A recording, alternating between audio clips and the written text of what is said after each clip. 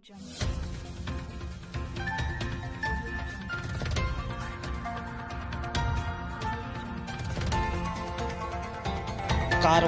TV, हर पल आपके साथ। पैनी नजर सामाजिक संस्था की अध्यक्षा एडवोकेट सुनीता गंगवार ने न्यूज चैनल भारत समाचार, दैनिक भास्कर अखबार में हुई छापेमारी का किया कड़ा विरोध। जिला बरेली की पैनी नजर सामाजिक संस्था की अध्यक्षा एडवोकेट सुनीता गंगवार ने सरकार को आड़े हाथ लेते हुए कहा, जो मीडिया सच्चाई दिखाती है वह सरकार को बुरा लगता है और जो चाटुकारिता करते हैं सरकार उनसे खुश रहती है।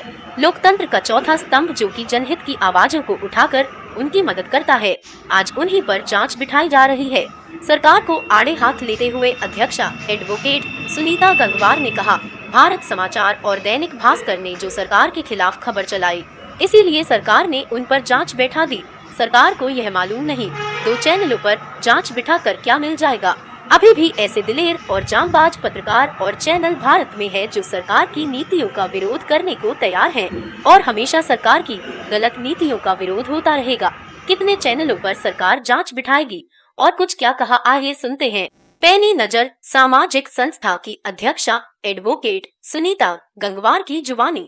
सुनीता मैम जी, एक बात जानना चाहूँगा, जिस तरीके से पहले भी पत्रकारों पर हमले हुए हैं और अभी कुछ नहीं, कल परसों की बात है शायद, तो भास्कर और भारत समाचार पर रैड उठाई गई, क्या कहना चाहेंगे, किस नज़रिए से आप इसको देखते हैं?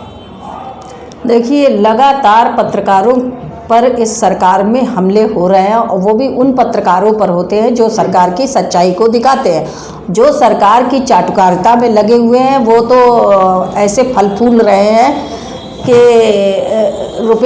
रुपयों के ढेर पे बैठे हुए हैं। मैं ये कहना चाहूँगी कि क्या सरकार इस तरह पत्रकारों पर या समाचार चैनलों पे जो भी बड़ा समाचार ने दिखाया है वो एक एक सच्चाई है, समाज की वो हकीकत दिखाई है। बहुत बड़ी बात है कि उस चैनल ने समाज को और सरकार को दोनों को आईना दिखाया है और उसकी सच्चाई से एक मुंह नहीं मोड़ा जा सकता है, उसे नकारा नहीं जा सकता। और उस पर अगर भारत सरकार रेड डाल के उसके दबाना चाहती है, सच्चाई का गला घोटना चाहती है, तो ये उनकी भूल है। योगी सरकार ये ना समझे और केंद्र सरकार ये ना समझे, ये 150 करोड़ लोगों का देश है। इस तरह आप सच्चाई का गला घोंट कर सच का दमन नहीं कर सकते हैं। आज एक समाचार चैनल पैदा हुआ है, ना जाने कितने ऐसे भारत समाचार जैसे लोग समाज में निकल कर आएंगे।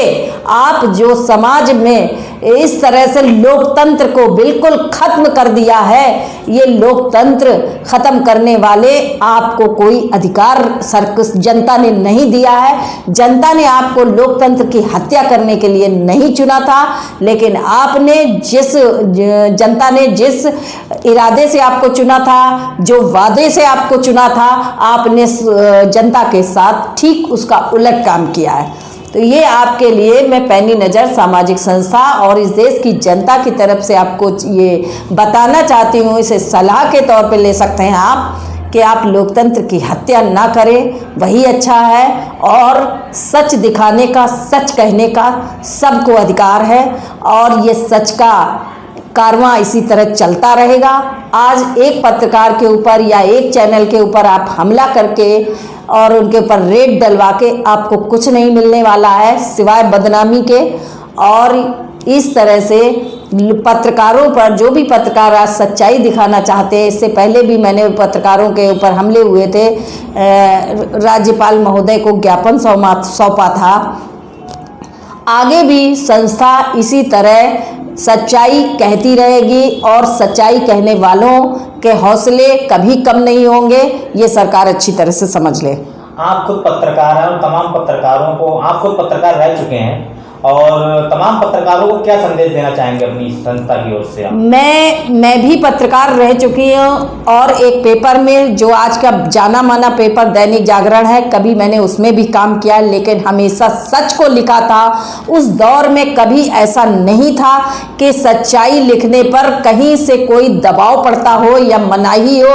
मैंने हमेशा सच लिखा हो, मेरे सच को हर अखबार ने छापा है। मैंने फ्रीलांसिंग की है, मेरा कई अखबारों में लेख छपते थे। स्वतंत्र भारत है, दैनिक जागरण है, आज है, राष्ट्रीय सहारा है, इन अखबारों में मेरे लेख उस समय 96 के दौर की मैं बात कर रही हूँ, जब मैंने पत्रकारिता का ये कोर्स किया था, डिप्लोमा किया था, और उस दौर में मैंने कई अखबारों में लिखा और लेखन मेरा जारी रहा है। और सच कहने से कभी कहीं से भी मुझे दबाव नहीं आया मेरे ऊपर। मैं आज के पत्रकारों से ये कहना चाहती हूँ, अगर आप अपने आप को पत्रकार मानते हैं, यानी कि आप लोकतंत्र का चतुर्थ स्तंभ हैं, तो स्तंभ की तरह खड़े रहिए और सरकार का सामना कीजिए और सच को सच कहिए।